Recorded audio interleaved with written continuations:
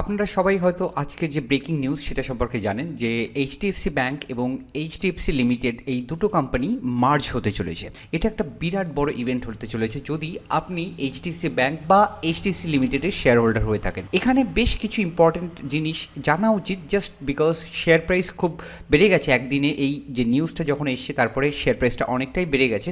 Just share price বেড়ে গেছে সেজন্যই কিন্তু ইনভেস্ট করা উচিত না। এদের লং টার্ম বিজনেস সম্পর্কে আপনাদের ভেবে সেই ব্যাপারে ইনভেস্টমেন্ট করা উচিত। আপনারা হয়তো অনেকেই জানেন আমরা প্রত্যেক মাসে আমাদের নিজেদের পোর্টফোলিও শো করি পাবলিকলি, সেটাকে নিয়ে অ্যানালিসিস করি যেমনই আমাদের পোর্টফোলিও পারফর্ম করে থাকুক। এবং শুধু তাই নয়, আমাদের পোর্টফোলিওতে কিন্তু এইচডিএফসি ব্যাংক তার মধ্যে একটা বড় একটা পার্ট রয়েছে। তো আপনি যদি জানতে চান আমাদের পোর্টফোলিওতে আরও কী কী স্টক রয়েছে তাহলে আপনি আমাদের চ্যানেলটাকে সাবস্ক্রাইব করতে পারেন। আমরা প্রত্যেক মাসে খুব ট্রান্সপারেন্টলি আমাদের পোর্টফোলিও সম্পর্কে আপডেট দিই। আজকে আমরা পোর্টফোলিও নিয়ে নয়, আমরা আজকে এই মার্জিং সম্পর্কে বেশ কিছু ইম্পর্টেন্ট জিনিস নিয়ে আমরা ডিসকাস করব, যে জিনিসটা হয়তো আমাদের রেগুলার টাইপের নিউজে আমরা সেই জিনিসগুলো ফলো নাও করতে পারি। এই যে মার্জিং, এই এইচডিএফসি ব্যাংক এবং এইচডিএফসি লিমিটেড এই দুটো এন্টিটি যে মার্জিং হতে চলেছে তার জন্য বেশ কিছু প্রোস রয়েছে, বেশ কিছু অ্যাডভান্টেজ রয়েছে, বেশ কিছু ডিসঅ্যাডভান্টেজও রয়েছে। সেই ব্যাপারে একটার পর একটা পয়েন্ট করে আমরা ডিসকাস করব। প্রথমে দেখা যাক যে মেগা মার্জার তার ডিলটা কি আছে সেটা বোঝা যাক।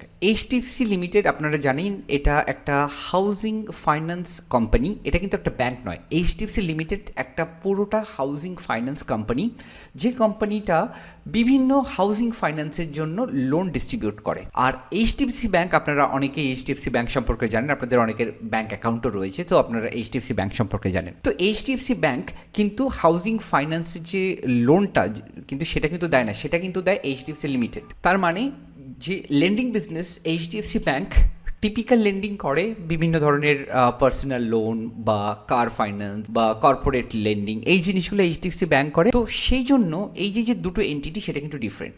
এখন এই মার্জারের জন্য কি হতে চলেছে, এইচডিএফসি লিমিটেড এটা একটা লিস্টেড এন্টিটি, এইচডিএফসি ব্যাংক হচ্ছে আর একটা লিস্টেড এন্টিটি। এই দুটো মার্জারের জন্য কি হবে, এইচডিএফসি লিমিটেড যে স্টকটা সেটা মার্জ হয়ে এইচডিএফসি ব্যাংক হয়ে যাবে। তার মানে কেউ যদি এইচডিএফসি লিমিটেডের শেয়ার ওন করে থাকে তাকে সেই অ্যামাউন্টে এইচডিএফসি ব্যাংকের শেয়ার ডিস্ট্রিবিউট করা হবে। এই ডিস্ট্রিবিউটের রেশিওটা কিভাবে ডিসাইড করা হচ্ছে সেটা নিয়ে কথা বলা যাক। কারোর যদি 42 ইউনিটস এইচডিএফসি লিমিটেডের শেয়ার থাকে, সেটা কনভার্ট হয়ে 25 ইউনিটস অফ এইচডিএফসি ব্যাংক হয়ে যাবে। এখানে আপনাদের মনে অনেকেই প্রশ্ন উঠতে পারে, যদি কোনো রিটেল ইনভেস্টারের 42 ইউনিটস যদি না থাকে, যদি তার কম থাকে, তাহলে কি হবে? তাহলে হয়তো এরকমও হতে পারে যে এই যে টাকাটা, সেই রেশিওতে আপনাদের টাকাটা ডিম্যাট অ্যাকাউন্টে চলেও আসতে পারে। এইচডিএফসি ব্যাংকের শেয়ার কিনতে হয়, সেজন্য আপনারা কিন্তু নিজেরা একটা কল নিতে পারবেন। তার মানে এখন বোঝা গেল যে এই যে মার্জিনটা হচ্ছে তারতে এইচডিএফসি লিমিটেডের যে স্টকটা সেটা কিন্তু আর থাকবে না, সেটা না থেকে সেটা এইচডিএফসি ব্যাংকের শেয়ার হয়ে যাবে।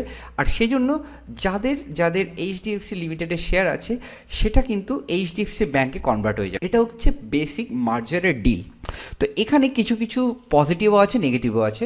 প্রত্যেকটা পয়েন্ট আমরা যে মেজর পয়েন্টগুলো আছে স্পেশালি সেগুলো আমরা ডিসকাস করবো। প্রথম পয়েন্ট, আমরা যদি দেখি এই দুটো entity HDFC limited, HDFC bank, এই দুটো ব্যাংকের মধ্যে আমরা যদি দেখি এই দুটো কোম্পানির এনআইএম, এটা বেসিক্যালি একটা প্রফিটেবিলিটি মেট্রিক্স। যদি এটা দেখি এইচডিএফসি লিমিটেডের সেটা 3.5% আছে এবং এইচডিএফসি ব্যাংকের 4% আছে। তো এই মার্জিংয়ের জন্য এইচডিএফসি ব্যাংকের কি বেনিফিট হবে? এইচডিএফসি লিমিটেডের যে হাউজিং ফাইন্যান্সের যে লোনগুলো আছে সেটা কিন্তু এইচডিএফসি ব্যাংকের মধ্যে ইনক্লুডেড হয়ে যাবে। তার মানে এইচডিএফসি লিমিটেডের যে প্রফিটটা আছে সেটা কিন্তু এইচডিএফসি ব্যাংকের মধ্যে ইনক্লুডেড হয়ে যাবে। এখন বুঝতেই পারছেন যে এইচডিএফসি লিমিটেডের যে প্রফিট যেটা রয়েছে, প্রফিট মার্জিন যেটা রয়েছে, সেটা কিন্তু এইচডিএফসি ব্যাংক থেকে কম, মানে 3.5% কিন্তু এইচডিএফসি লিমিটেডের রয়েছে, এইচডিএফসি ব্যাংকের 4% রয়েছে। যখন মার্জিং হবে তখন টোটাল ওভারঅল যদি এইচডিএফসি ব্যাংকের প্রফিট যদি দেখা যায় তাহলে কিন্তু 4% থেকে কমে যাবে এইচডিএফসি লিমিটেডের যে কম ইন্টারেস্ট মার্জিন সেটার জন্য। তো এটা একটা কিন্তু খুব ইম্পর্টেন্ট একটা জিনিস। তারপরে আর একটা খুব ইম্পর্টেন্ট আর একটা পয়েন্ট রয়েছে,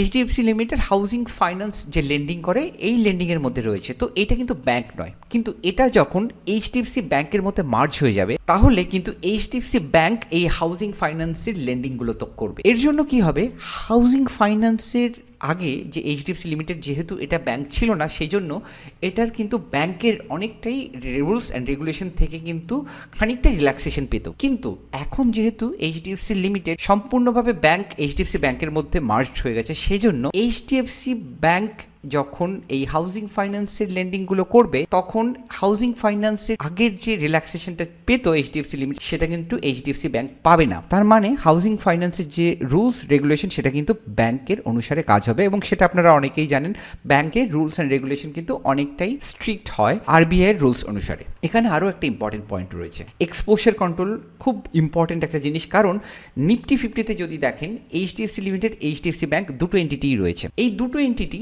যদি এক হয়ে যায় তাহলে কিন্তু অনেক বড় একটা মার্কেট ক্যাপ তৈরি হবে। এরকম অনেকেই আছে যারা এইচডিএফসি ব্যাংকে ইনভেস্ট করেছে, এইচডিএফসি লিমিটেডে ইনভেস্ট করেছে। ধরুন কোনো মিউচুয়াল ফান্ড এইচডিএফসি ব্যাংকে ইনভেস্ট করেছে, এইচডিএফসি লিমিটেডে ইনভেস্ট করেছে। এই দুটো কোয়ান্টিটি যদি অ্যাড করে দেখা যায়, দুটো পজিশন এখন যদি কাউন্ট করে দেখা যায়, হয়তো দেখা যেতে পারে দুটো মিলিয়ে 13%, 14%, 15% এরকম হতেই পারে। যেহেতু এই দুটো এন্টিটি এক হয়ে যাবে, তাহলে এই একটা এন্টিটিতে কিন্তু অনেকটা অ্যালোকেশন হতে পারে। আর রিস্ক মিনিমাইজ করার জন্য যে কোনো একটা কোম্পানিতে অনেকটা অ্যালোকেশন রাখতে কিন্তু অনেক মিউচুয়াল ফান্ডই পছন্দ করবে না, এবং সেজন্য আমরা কিছুটা সেল অফ দেখতে পারি ইনস্টিটিউশনাল ইনভেস্টরদের থেকে। এটা কিন্তু একটা রিস্ক থেকে যায়, বাট এখন না।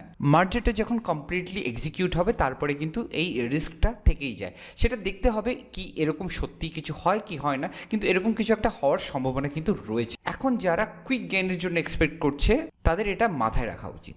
পয়েন্টগুলো আমরা ডিসকাস করেছি, হোপফুলি এই পয়েন্টগুলো প্রত্যেকটাই আপনারা বুঝতে পেরেছেন, এবং এই মার্জিংয়ের জন্য যে বেনিফিটগুলো হতে চলেছে বা যে কনসিডারেশনগুলো আছে সেটা আপনারা বুঝতে পেরেছেন। যদি ইনফরমেশনটা হেল্পফুল হয়ে থাকে তাহলে আমাদের চ্যানেলটাকে সাবস্ক্রাইব করতে পারেন। আমরা এরকম ধরনের ইনফরমেটিভ ভিডিওগুলো আপনাদের সাথে পিরিয়ডিক্যালি শেয়ার করতে পারি, যেটা আপনাদের লং টার্মে ওয়েলথ ক্রিয়েট করতে হয়তো সাহায্য করবে। এখানে ভিডিও শেষ করার আগে জাস্ট একটা ভিউ, আপনারা জাস্ট বিকজ এই শেয়ার প্রাইস একদিনে খুব বেড়ে গেছে সেই জন্য এইচডিএফসি ব্যাংক বা এইচডিএফসি লিমিটেড থেকে অনেক টাকা ইনকাম করা যাবে কিছুদিনের মধ্যে, যদি এরকম মেন্টালিটি হয়ে থাকে আর সেই জন্য যদি আপনারা ইনভেস্ট করে থাকেন, তাহলে হয়তো এই যে ডিসিশনটা হবে সেই ডিসিশনটা ফ্রুটফুল নাও হতে পারে। এইচডিএফসি ব্যাংক এবং এইচডিএফসি লিমিটেড লং টার্মে শেয়ার হোল্ডারদের কিন্তু অনেকটা ওয়েলথ ক্রিয়েট করতে সাহায্য করেছে, এবং লম্বা সময়ের জন্য এই এইচডিএফসি ব্যাংক যে মার্জিং যে এন্টিটি হবে সেটা কিন্তু খুব পাওয়ারফুল একটা এন্টিটি হবে, এবং সেটাও কিন্তু লম্বা ডিউরেশনের জন্য ওয়েলথ ক্রিয়েট করতে শেয়ার হোল্ডারদের সাহায্য করবে। আজকের জন্য এইটুকুই, পরবর্তী ভিডিও নিয়ে আপনাদের সামনে তুলে ধরবো।